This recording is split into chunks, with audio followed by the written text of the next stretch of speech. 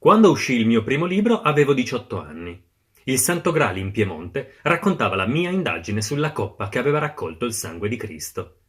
Recuperata in Terra Santa dai conti di Monferrato, aveva raggiunto la mia regione all'inizio del 200.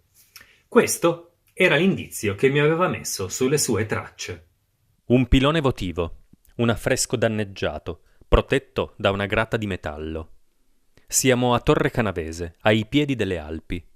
Un luogo che avevo percorso in lungo e in largo a caccia di tesori nascosti. Qui ho 11 anni e mi appresto a percorrere il sentiero che porta a quello che i locali chiamano Pilone di Caraver. L'immagine è quasi sparita del tutto, ma la coppa in mano a San Giovanni mi sembra un chiaro indizio. A lui è intitolata la chiesa locale.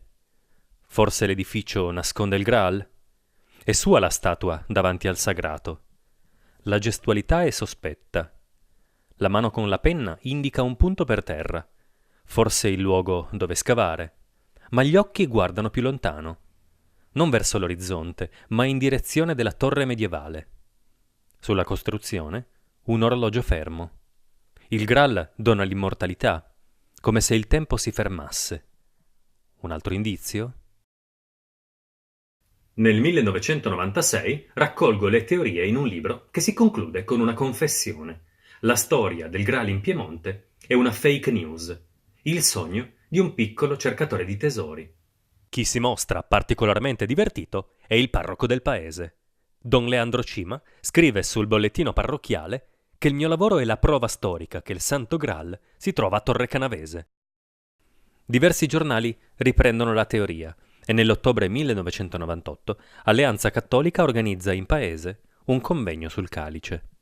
Artisti locali includono il pilone tra gli edifici notevoli del paese. E poi avviene un miracolo. In paese qualcuno formula un voto. I santi Marco e Domenico vengono invocati per ottenere una grazia. Il cielo interviene ed esaudisce la richiesta. Per sciogliere il voto, i destinatari della grazia decidono di restaurare il pilone.